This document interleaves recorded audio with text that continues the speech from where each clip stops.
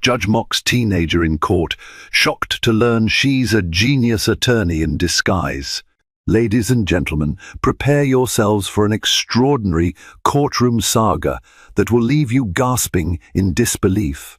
Our story unfolds beneath the towering columns of the Los Angeles County Superior Court, a stage set for the unlikeliest clash between arrogance and brilliance.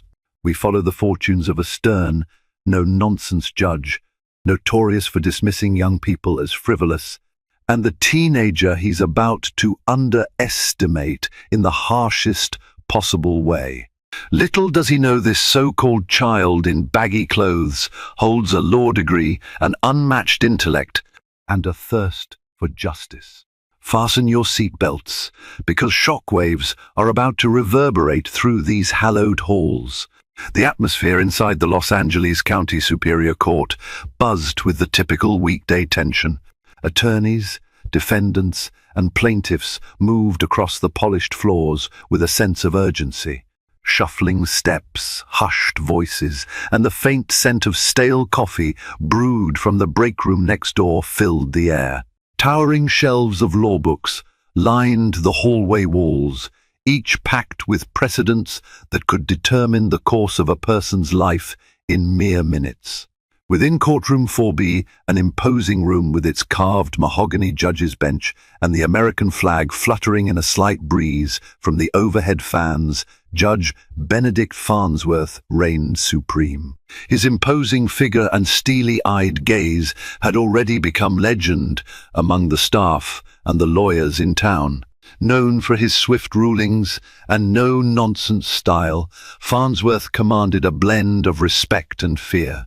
Attorneys found him a formidable figure, with some quietly whispering that he relished humiliating anyone who dared to show weakness. On that day, he had an especially sour expression. His salt and pepper hair appeared meticulously combed, but a visible tension etched across his brow as he tried to manage a docket bursting with cases. Although Farnsworth was admired for efficiency, the staff whispered about his impatient temper, which more than once had bruised the egos of inexperienced lawyers.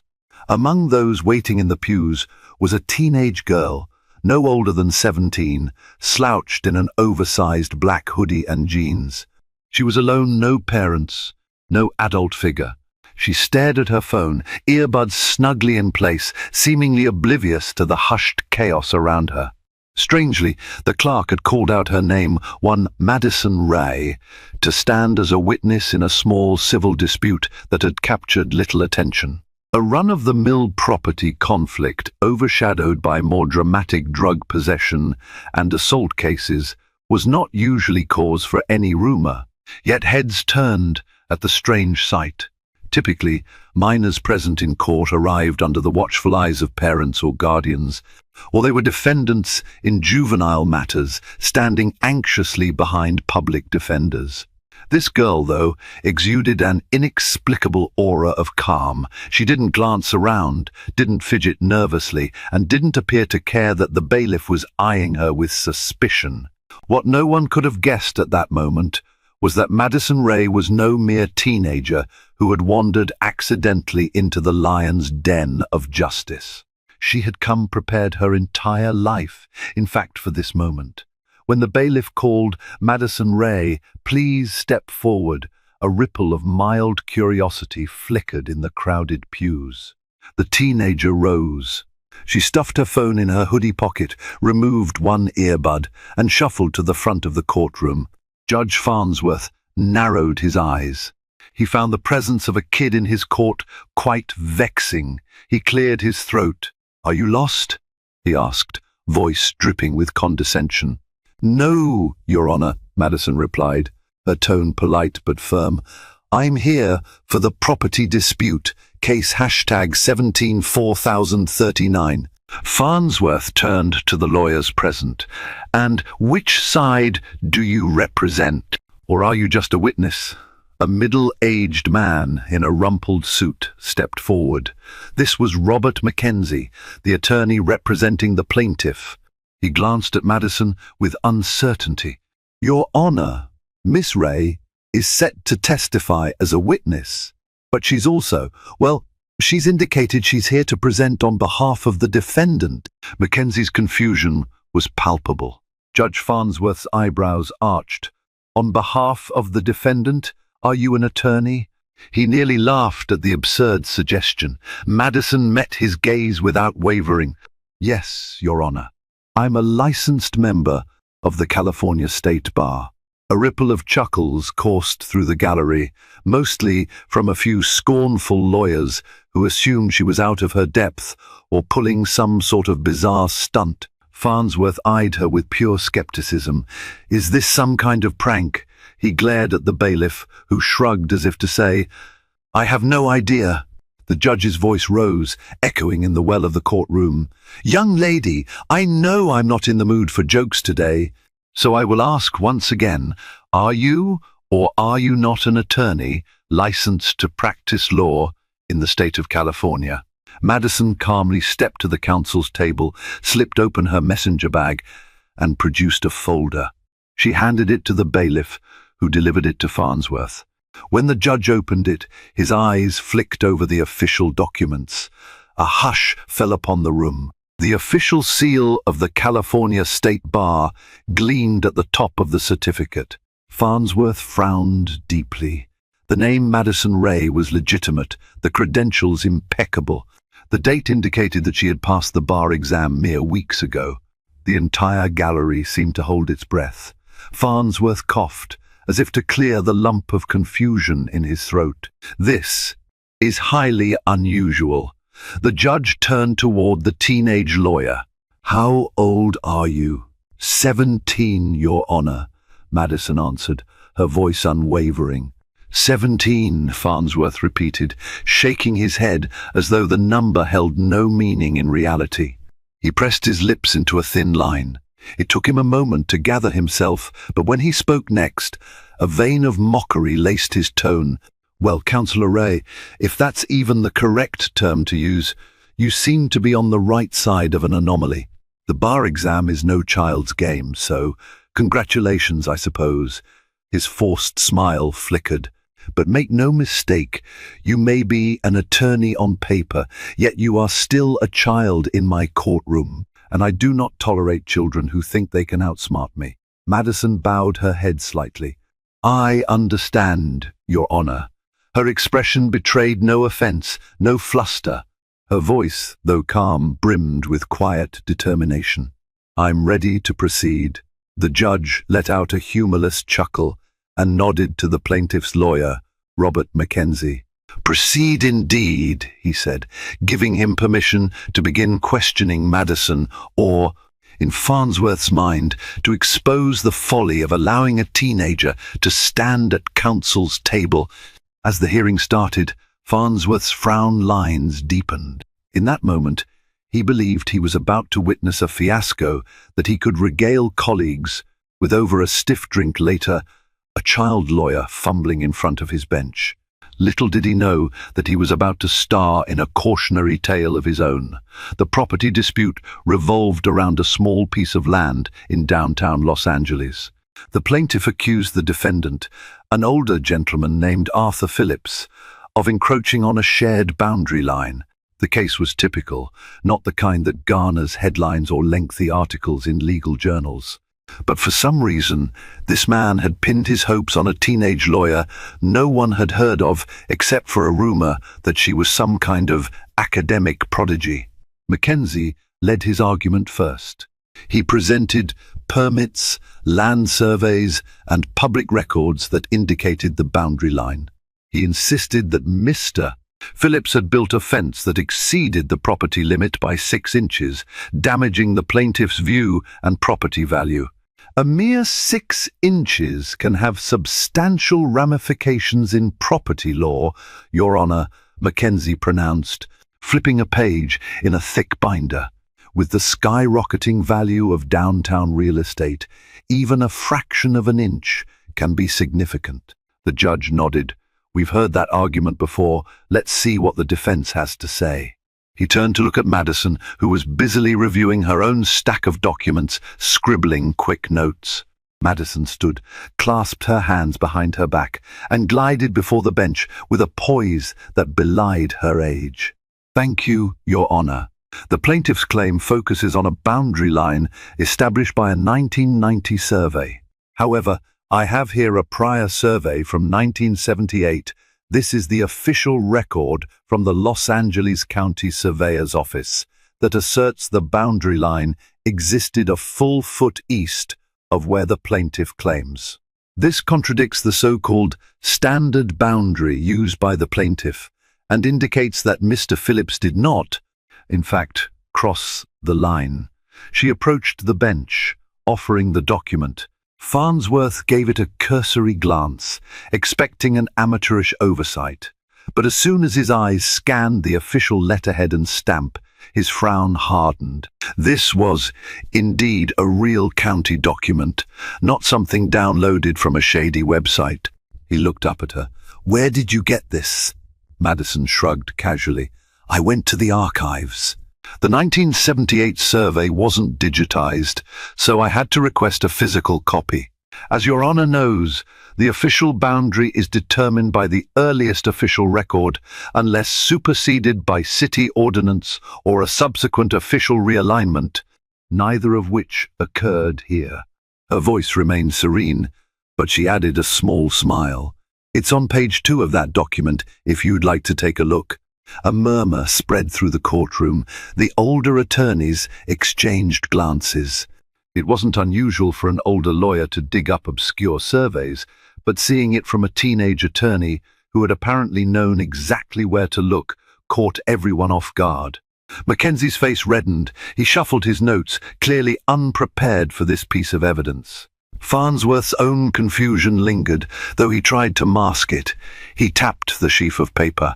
"We'll examine this carefully. Proceed, Miss Ray."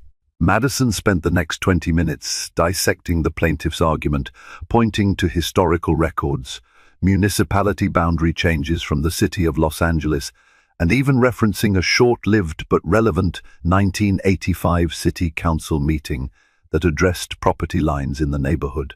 With each reference, Farnsworth's expression grew more intrigued, though he maintained an outward facade of mild boredom. What disturbed him more was how unflappable she was under cross-examination. Mackenzie tried to fluster her with pointed questions. Her age, her inexperience, her alleged inability to interpret legal documents correctly. Yet each time she calmly countered with direct references to city statutes and property codes. She didn't just parrot them, either she explained them with clarity. It wasn't the kind of drama that would make front-page news, but within those walls, in front of a judge who had grown accustomed to condescending to young hotshots, it was an undeniable demonstration of brilliance. Farnsworth ended the session with, "We'll reconvene next week for final statements." He eyed Madison one more time, his voice clipped. "Miss Ray, please remain mindful of proper court decorum and, for goodness sake, lose the hoodie." The teenager merely nodded. "Yes, Your Honor." Yet the firestorm was only just beginning. By the time Madison left the courthouse, a hush had already settled over the building. Word spread quickly in legal circles, especially in a city as sprawling yet interconnected as Los Angeles. A teenage girl, apparently licensed to practice law, had just run circles around a seasoned attorney. The bailiffs gossiped about it with the clerk. The clerk mentioned it to the reporters who sometimes lingered about. One local journalist from the Los Angeles Times, present to cover a high-profile criminal case next door, caught wind of the story. That same afternoon, a short snippet appeared on social media. 17-year-old defends property dispute case in La County Superior Court. The story gained traction. People reposted it, some mocking it as a hoax, others praising a child genius. Soon, #TeenAttorney began trending regionally on Twitter. By nightfall, local TV stations picked it up, sending out queries for interviews. But for Madison, this was not the attention she wanted. She had spent most of her life trying to remain inconspicuous, being a child prodigy with an early high school graduation at age 12 and a subsequent admission to an online law school had taught her the perils of the spotlight. She knew the moment a bright beam of publicity shone upon her, cynics would come out of the woodwork to discredit her. That evening, inside her modest apartment shared with her maternal aunt, Linda, Madison sat hunched over her laptop. A half-eaten sandwich lay abandoned on the desk. She scrolled through a barrage of headlines and tweets, her expression shifting between resignation and mild annoyance. A new message appeared in her inbox from an unknown email address. She clicked. Subject: "You won't last. You might have tricked a few people with your silly credentials, but real attorneys will put you in your place. You're a child. This profession will eat you alive. Watch your step, kid." She exhaled a slow breath. She had expected something like this sooner or later. Aunt Linda, a gentle woman in her 40s who had taken over Madison's guardianship after her parents passed in a tragic accident, popped her head through the doorway.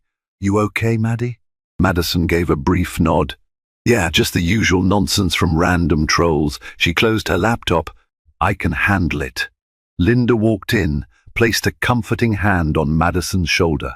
"I know you can, but you don't have to do it alone. You've been doing everything alone for so long."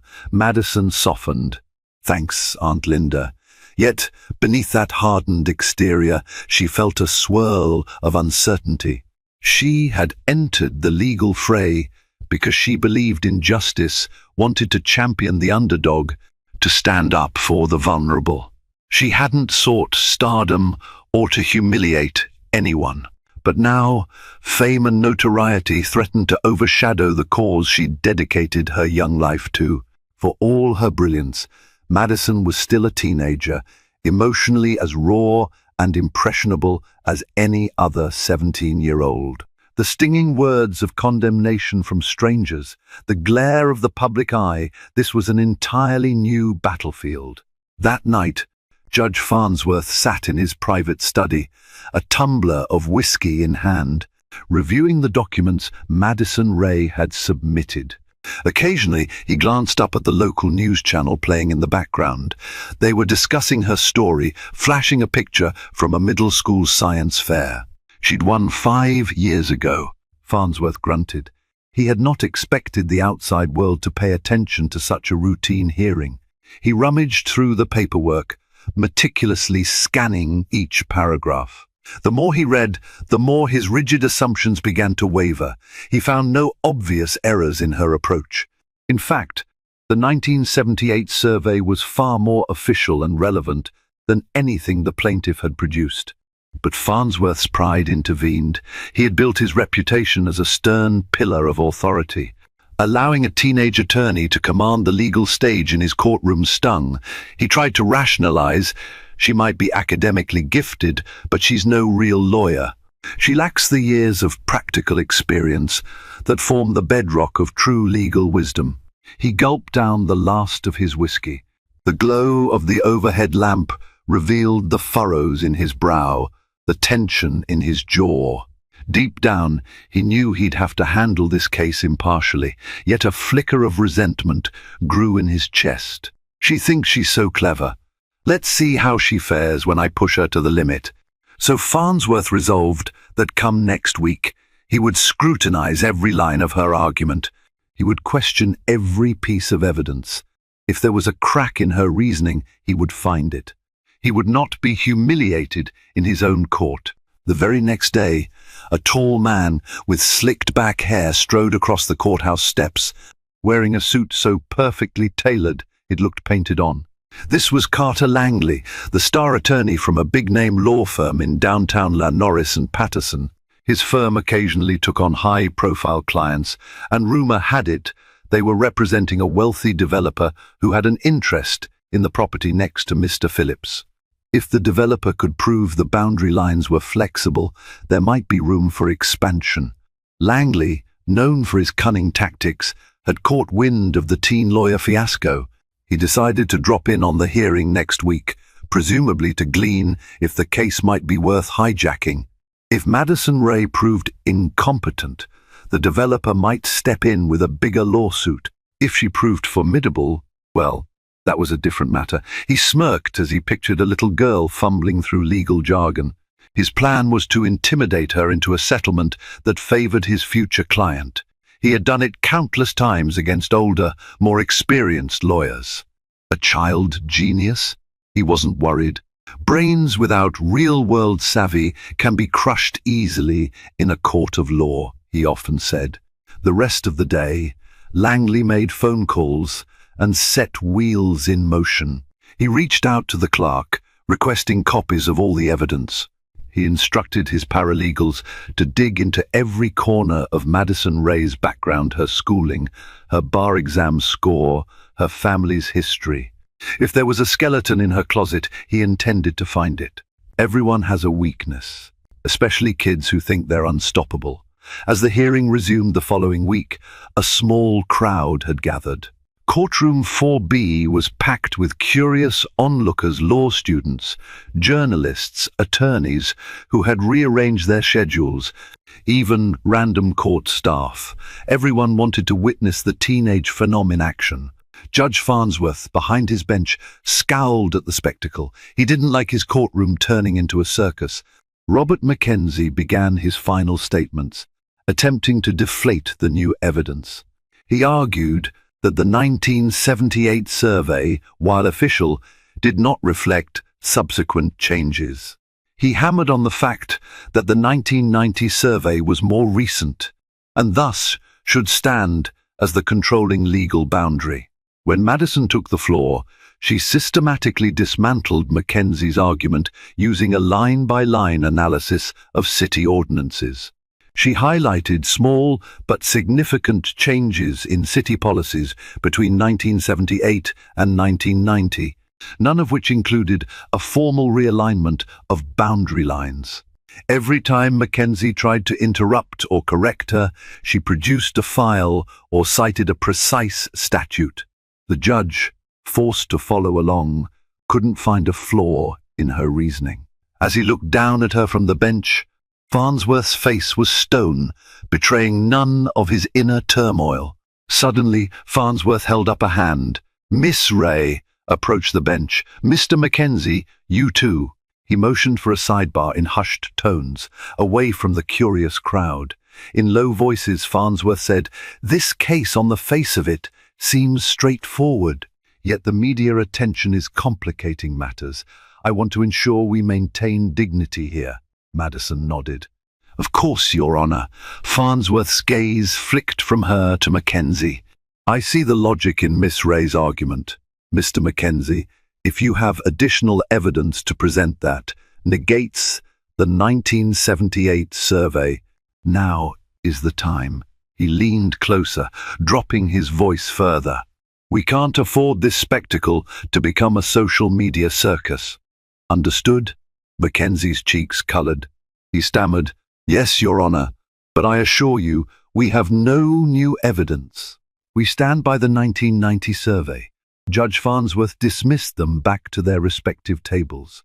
The hush broke when Farnsworth resumed normal volume. "Given the evidence presented and the arguments heard, the court finds that the 1978 official survey stands as the controlling document. Therefore, Mr. Phillips has not encroached on the plaintiff's property. The case is dismissed." A wave of chatter swept the courtroom. Some cheered. Others simply gaped that the teenage lawyer had prevailed. But Farnsworth, hammering his gavel, barked, "Order!" The spectacle ended. Mackenzie looked thoroughly deflated, while Mr. Phillips joyfully shook Madison's hand. Farnsworth's stare lingered on Madison, a muddled expression crossing his features, part grudging respect, part annoyance. Outside, reporters clamored for interviews. Madison, her face stoic, answered a few questions curtly and then disappeared into the swirling crowd. She hadn't noticed Carter Langley at the back of the courtroom, smirking to himself as he observed her adept performance. He turned and strode down the corridor, already planning his next move. Interesting, he murmured to no one in particular. Very interesting. A couple of weeks passed. Madison tried to return to normalcy, if her life could be called that. She juggled her ongoing self-study, devouring legal commentaries like novels and occasional new clients, mostly small-time disputes or pro bono work for neighbors. While her victory brought a wave of potential clients seeking the wonder teen, she was cautious. She had no illusions about the grueling nature of real legal practice. But her quiet routine was soon shattered. One evening, as the sun dipped low over the city, her Aunt Linda answered a knock on the door. In strode Carter Langley, exuding an air of cold confidence. He introduced himself politely, handing over a business card that read Norris and Patterson, LLP, in crisp, embossed letters. Madison emerged from her room, wearing sweatpants and a T-shirt, and fixed Langley with a puzzled stare. "Can I help you?" Langley's smile was predatory. "I represent a real estate development firm with deep interests in a certain downtown Los Angeles block. We're considering an action against multiple property owners, one of them being your client from the prior case. Perhaps we can discuss a mutually beneficial settlement?" She frowned, crossing her arms. "Mr. Phillips hasn't mentioned any new suits. Are you here to threaten him?" Langley laughed softly. "Threaten is such an ugly word. I prefer to see it as negotiating. Look, kid," he caught himself. "Miss Ray, I've watched you in court. You're talented, but you're lacking real experience. Join us. Let's make a deal that will save everyone time and money." Madison's jaw tightened. She had no desire to negotiate with corporate bullies. "I'm not interested. Good evening, Mr. Langley." He shrugged, sliding his business card across the coffee table. "Think about it. This is $1 million lawsuit. I'd hate to see you sink in the deep end because you don't have the resources to fight us. If you change your mind, my number's right there." After he left, Linda gently touched Madison's shoulder. "Are you okay?" She nodded, though her eyes glinted with determination. "They think I'll fold. They're wrong." A fortnight later, the lawsuit Carter Langley had hinted at arrived in the mail. It was a massive complaint, Langley's developer-client verse. Multiple homeowners in downtown La, including Arthur Phillips. The complaint alleged a host of claims from boundary issues to alleged violations of zoning ordinances. Their demands: that each homeowner pay for the resurveying and potentially demolish any structures that encroached upon the developer's planned construction zone. Phillips, distraught, called Madison the moment he received the complaint. "I can't fight a big firm like Norris and Patterson," he lamented. "I'm an old man, living on a fixed income. Maybe I should just settle." Madison set her jaw. "Mr. Phillips, I promise to stand up for you. I won't let these corporate sharks bully you. Let me study this complaint and see what we can do." She didn't mention that her resources financially and staff-wise were practically non-existent compared to a white shoe firm, but her determination burned. She had found her calling in championing the underdogs. As she began drafting her response, a swirl of doubts crept in. This was beyond a simple property fence dispute. Langley's firm boasted an army of paralegals, associates, and partner-level attorneys. They could bury her in paperwork. The war would be long and brutal. But as she read the complaint line by line, she discovered that many of the allegations leaned on the same shaky premise that had been debunked in the previous case: an inconsistent boundary line. It was a classic intimidation strategy: file a sprawling lawsuit with multiple claims, hoping the defendants would crack under financial and emotional pressure. "They think they can break me," she thought, scribbling notes in the margins of the complaint. "Let's see how they fare when we bring the truth to light." Judge Farnsworth found himself assigned to the new lawsuit, a stroke of fate he wasn't entirely thrilled about. He stared at the case name in disbelief: Langley Development, LLC v. Phillips et al. A beep indicated a new email from Carter Langley. Farnsworth skimmed it, noticing a request for a preliminary injunction to stop any homeowner from making further property modifications until the matter was resolved. Within days, the parties gathered in Farnsworth's courtroom for a preliminary hearing. This time, it wasn't a short session. The gallery was packed with multiple defendants and their attorneys, but representing Phillips stood the same petite figure in a tailored navy blazer she'd upgraded from the hoodie at least, calmly awaiting her turn. Madison was flanked by Mr. Phillips, who looked more anxious than ever. Carter Langley began his argument for the injunction. He painted a dire picture. "Your Honor, if we allow these homeowners to continue altering property lines, even inadvertently, it will cause irreparable harm to my client's development project, which has already secured partial funding and city permits." Madison's turn came. She stepped forward with measured grace. "Your Honor, this request is entirely speculative. The defendants have no intention of altering any lines. Mr. Langley's claims rely on unproven allegations about so-called encroachments. His own complaint fails to establish a clear boundary. He wants an injunction to hamper everyday property use without demonstrating actual harm." Farnsworth steepled his fingers, leaning back in his chair. "I've read the filings. Mr.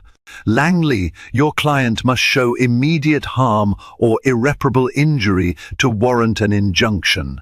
So far, your complaint is heavy on claims but light on concrete evidence that such harm is imminent." Langley, unaccustomed to pushback, lifted his chin. "Your Honor, we've provided affidavits from our zoning experts whose analysis is based on the 1990 boundary lines. The same ones that were challenged in a recent case," Farnsworth interjected. He shot a sideways glance at Madison, acknowledging her earlier victory. "I'm not satisfied these show immediate harm." Madison felt a small surge of hope. The judge is seeing through their bluff, she thought, but Farnsworth wasn't finished. He fixed Madison with a stern look. "However, Miss Ray, you must provide conclusive evidence that your clients aren't at fault for any actual encroachment. If you fail to do so, I may grant injunctive relief." Langley seized the moment. "Precisely, Your Honor. Let's give Miss Ray 2 weeks to gather her evidence. If she can't, we should have the injunction." The judge nodded, a tight expression crossing his face. "I will grant a continuance. 2 weeks. At that point, we'll revisit the injunction. Miss Ray, if you come unprepared or your evidence is lacking, you risk your clients losing more than just a fence line." Madison tried to mask the flutter of nerves. The judge's tone dripped with warning. She had a suspicion Farnsworth was setting her up for failure, giving her just enough rope to hang herself if she couldn't deliver. 2 weeks was a cruelly short window. Big firms typically had teams to gather depositions, hire experts, and comb through city archives. Madison had only her aunt for emotional support, a handful of sympathetic neighbors, and her wits. She spent day after day at City Hall, requesting every relevant record, building permits from the 1950s, zoning changes over the decades, city council minutes discussing the development area. She made a daily checklist, archival searches, interviews with longtime neighbors, consultations with a land surveyor. Her biggest breakthrough came when she discovered a set of old microfilm records from the early 1980s. Using a magnifying reader, she discovered official references to the original shape of the downtown block. These records suggested that the line used in the 1990 survey might have been erroneously recorded. The city clerk confirmed that the discrepancy was never corrected in subsequent surveys because it slipped through the bureaucratic cracks. Yet to make her argument ironclad, she needed an expert surveyor to testify.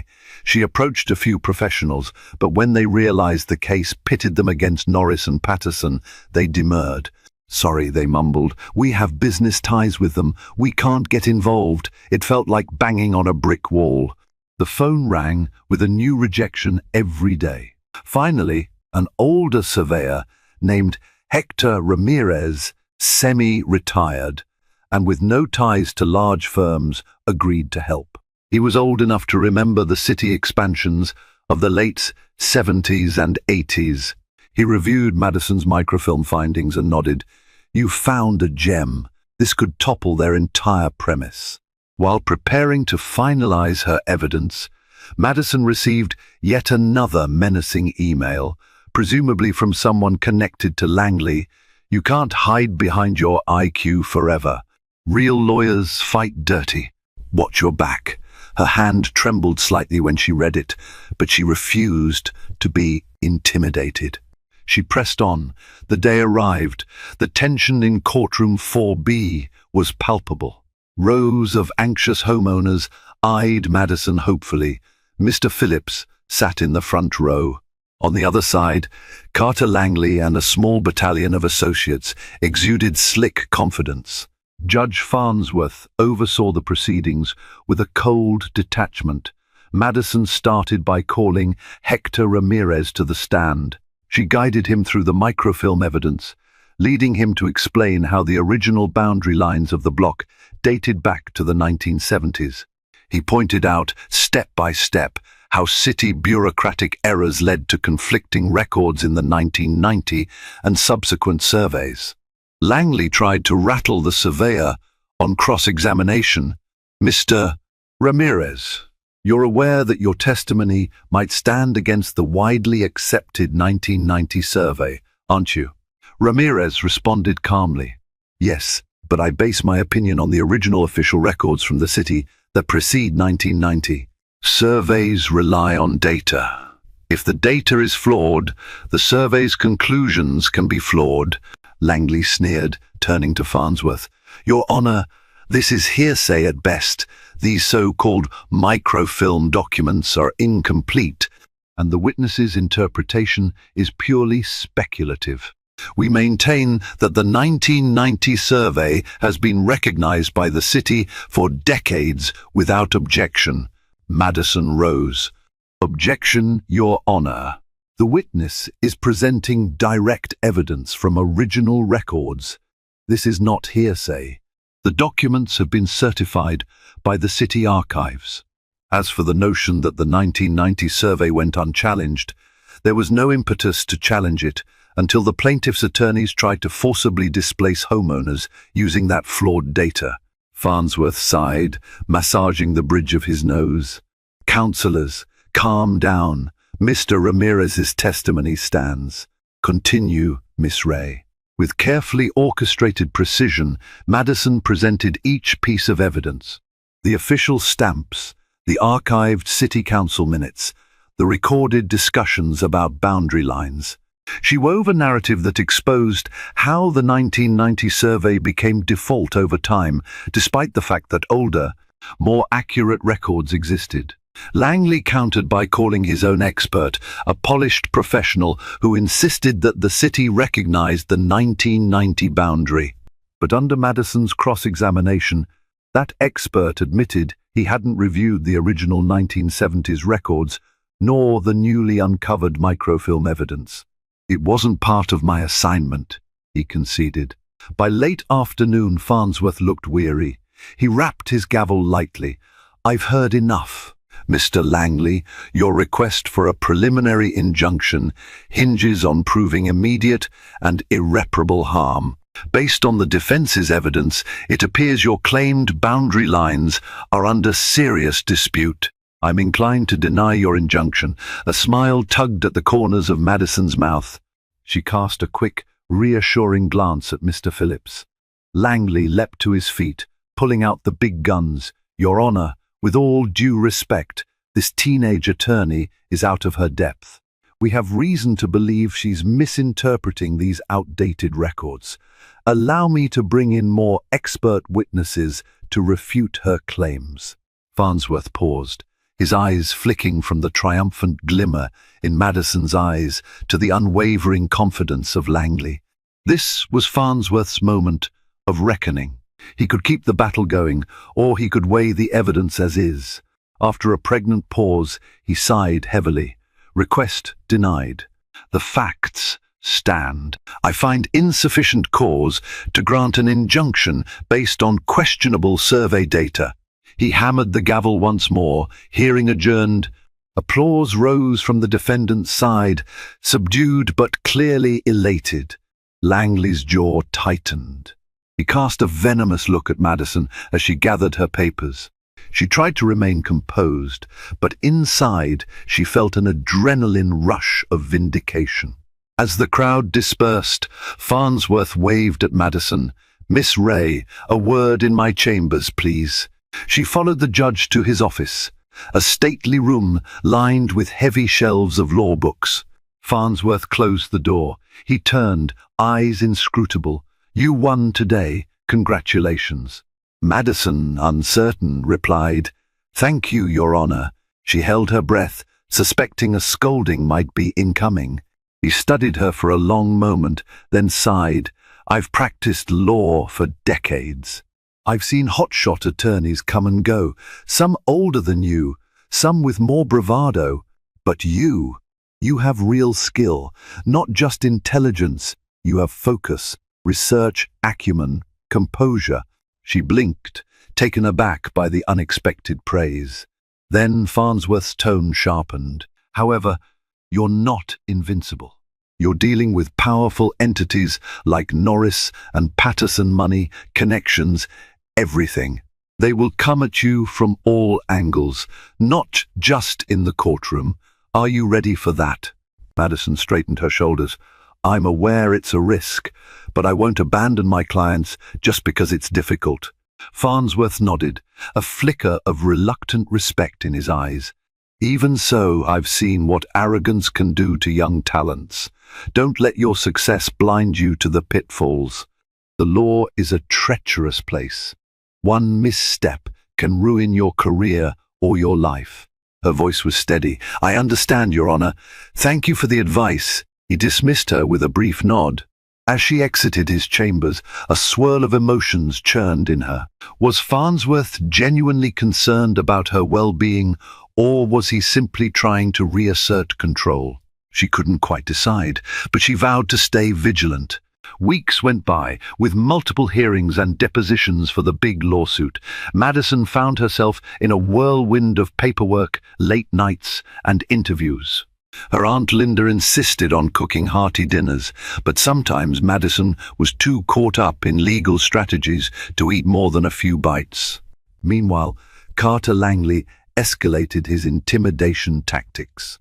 His associates bombarded Madison with endless requests for documents, depositions from tangential witnesses, and complicated motions designed to drain her time and resources.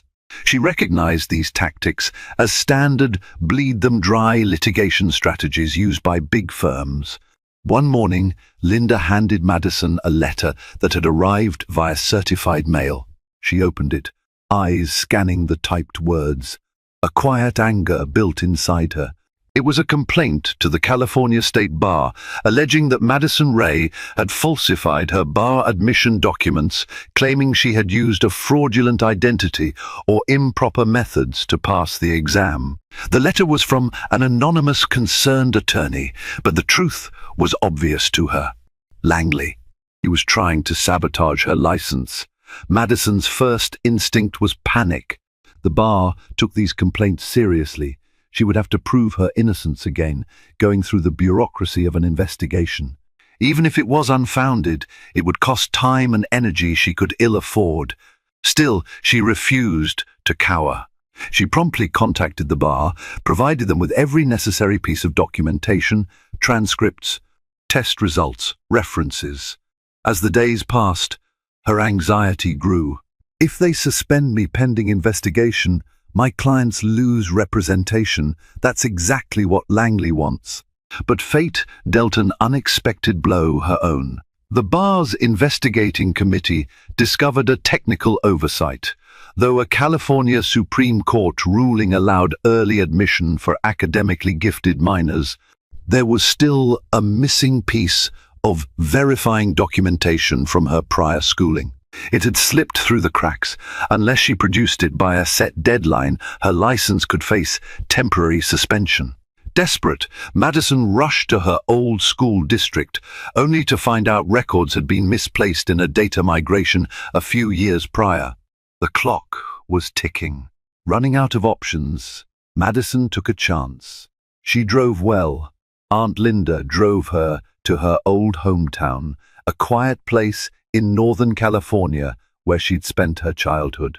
There, she hoped to find a retired principal or teacher who might have kept personal copies of her academic records. With some digging and phone calls, she located Miss S. Bernadette Price, her former principal, who had recognized Madison's genius IQ and allowed her to skip grades. Miss S. Price, now living in a quaint retirement home, greeted Madison warmly. "Oh, my dear child, I followed your story in the news. Look at you now." Madison explained her predicament. Near tears, Miss S. Price patted her hand reassuringly. "I have a box of old files, projects, letters, achievements from my most remarkable students. Let's see if we can find what you need." After a painstaking search through dusty boxes, they struck gold. An official letter from the school district, verifying that Madison had completed all required high school coursework by age 12, accompanied by a stamped certificate from the Board of Education. Exactly the missing puzzle piece the bar needed. Madison clutched the letter like a lifeline. She thanked Miss S. Price profusely. The elderly woman simply smiled. "I always knew you'd do extraordinary things, dear. Don't let these grown-ups bully you out of your destiny." Back in Los Angeles, Madison promptly submitted the document to the California State Bar.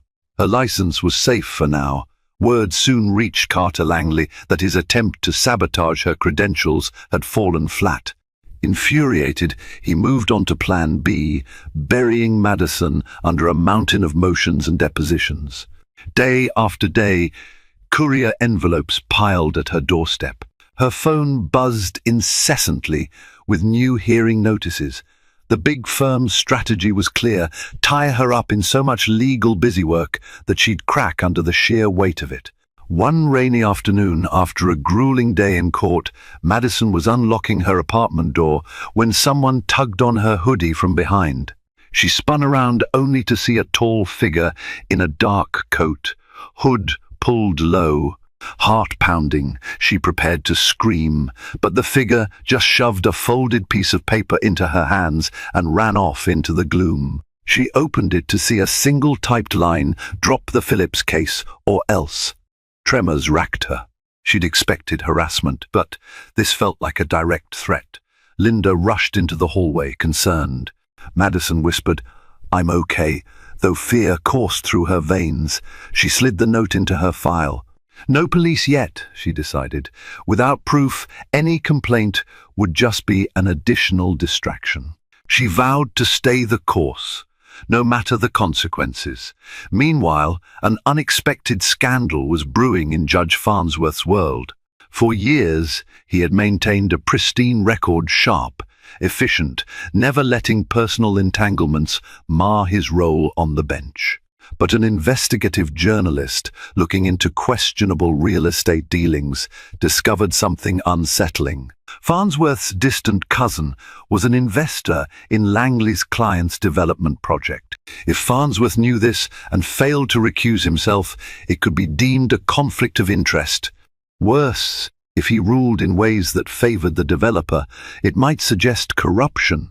So far, Farnsworth had not ruled in favor of the developer. He'd actually been fairly tough on Langley. But the mere existence of an undisclosed conflict stirred rumors. When news of the potential conflict leaked, Farnsworth's world spun into chaos. A local TV station ran a story, high-profile judge under scrutiny for possible conflict in downtown development case. Farnsworth, typically stoic, found himself deluged by reporters outside his home, in the courthouse halls, even at the grocery store. Desperate to protect his reputation, Farnsworth tried to clarify that he had no direct involvement in his cousin's financial ventures.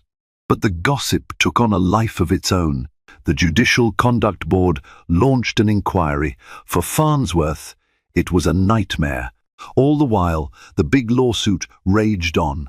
Madison learned about this crisis from a snippet on the evening news. She frowned. She could almost see Farnsworth's stern face, dismayed. Despite his early mockery of her, she felt a pang of sympathy. He doesn't deserve to be railroaded if he truly did nothing wrong. Still, she knew better than to get involved. The judge was a grown man, perfectly capable of defending himself. Yet a small part of her remembered his private warning, how he'd cautioned her about the treacherous environment of legal practice. Now he was the one caught in its jaws. The next hearing for the big lawsuit arrived.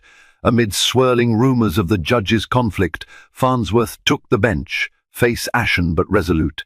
He called the courtroom to order and proceeded with the day's motions. Langley tried to leverage the scandal, insinuating Farnsworth might be biased against his client due to public pressure. Madison objected, vehemently ironic, since Farnsworth had often belittled her. But fairness was fairness. Farnsworth, voice steady, announced he had decided to recuse himself from the case, to dispel any appearance of impropriety. A hush rippled through the courtroom. All the motions, all the evidence would be transferred to another judge. The entire case might face delays or even re-litigation of certain hearings. Langley's side wore satisfied smirks, confident that a new judge might be less sympathetic to a teenage attorney. Madison felt frustration bubble up. This would further prolong the agony for her clients, some of whom were elderly or on fixed incomes. But Farnsworth wasn't done. Before stepping down, he delivered one final blow to the developer's side. I'm issuing a preliminary finding that the defendants have established a plausible boundary based on older records. Unless the plaintiffs produce definitive new evidence, I see no cause to continue the encroachment claims. This is not a final ruling, but it will stand until the new judge reviews the record. This effectively blocked the developer from bulldozing ahead with demolitions or new construction. Madison exhaled with relief. At least Farnsworth did one last thing to protect us. After the gavel fell, Farnsworth stood and retreated. He avoided looking at Madison, uncertain whether to be proud or resentful. In the weeks that followed, Judge Farnsworth faced mounting pressure from the media and the Judicial Conduct Board. The investigation revealed that, indeed, Farnsworth's cousin had a substantial stake in the developer's company. But Farnsworth had no real knowledge of it. There were no incriminating emails, no suspicious bank deposits. In the end, the board censured him for failing to proactively disclose a potential conflict. Though it fell short of removing him from the bench, Farnsworth's once sterling reputation lay in tatters. The media declared him an example of what happens to judges who aren't meticulous about conflicts. Defense attorneys filed motions in unrelated cases, questioning Farnsworth's impartiality. The old titan who once gloated over a teenage attorney now found himself the subject of public ridicule. Behind closed doors, Farnsworth sank into despair. The system he'd devoted his life to had cast him as a villain. Hard karma, indeed. He recalled how he'd dismissed Madison Ray, how he had belittled her, and recognized a grim irony. The teenager he had mocked proved more honorable than he in the public's eyes. One day, Farnsworth wrote a short note to Madison. Miss Ray, I wanted to say something that may seem hollow coming from me. I admire your determination. Keep your integrity. It's the only real armor in this profession. Judge B. Farnsworth. Madison read the note quietly. She tucked it away, unsure of how to respond, but feeling a sense of closure. The case was reassigned to a new judge, a methodical woman named Cecilia Forbes, who studied the voluminous record with care. She seemed intrigued by Madison's arguments and unimpressed by Langley's attempts to stall. After a thorough review, Judge Forbes issued a summary judgment in favor of the homeowners. Her ruling stated, having reviewed the evidence, particularly the original city records and the credible testimony of Hector Ramirez, the court finds no legal basis for the developer's claims of encroachment. The developer's suit collapsed, leaving Langley outraged. His client threatened to fire him or reduce his fee significantly. The gallery erupted in cheers. Mr. Phillips embraced Madison, tears in his eyes. "You saved us. I knew you could do it." Other homeowners surrounded her, grateful, relieved, some offering gifts they couldn't really afford. After the hearing, Carter Langley, face twisted with frustration, marched over to Madison. "Kid, you got lucky. But mark my words, your luck will run out one day." He stormed off, vanishing into the swirling throng of reporters. She simply watched him go, refusing to let his bitterness dampen her triumph. Media outlets clamored for a statement, but Madison politely declined. She made a brief remark, "I'm just glad justice was served." Then she slipped away, seeking the quiet sanctuary of home. In the aftermath, Madison's reputation soared. Calls poured in from prospective clients and even from established law firms, offering her junior partnership roles a chance to operate within a structured environment. She was only 17 after all, yet for all the acclaim, she felt a profound weariness. The victory had come at a steep price: sleepless nights, personal risk, and a near suspension of her license. She realized the path forward would only get harder. Still, she remained resolute, harboring a deep-seated belief that law was her calling. Judge Farnsworth, though chastened, found a measure of redemption in continuing to handle minor cases with thorough diligence. He never quite recovered his unblemished aura, but he gained humility, an invaluable asset for any judge. When he passed Madison in the corridors, he offered a respectful nod. In this riveting finale, we've seen how a determined young prodigy rose against seemingly impossible odds, proving that genius and tenacity can triumph over arrogance and doubt. Madison Ray's journey through betrayals, courtroom showdowns, and the perils of legal warfare stands as a compelling reminder that perseverance can shine a light where darkness tries to prevail. And for those who believed they were untouchable, karmic justice arrived with humbling force. If you found yourself on the edge of your seat, show your support by liking this video and sharing it with anyone who loves an inspiring underdog story. Don't forget to subscribe to our channel for more dramatic tales that spotlight courage, resolve, and the fiery pursuit of truth. Stay tuned for our next gripping adventure, your front row seat to the most extraordinary stories of guts, grit, and undeniable human spirit is always waiting right here.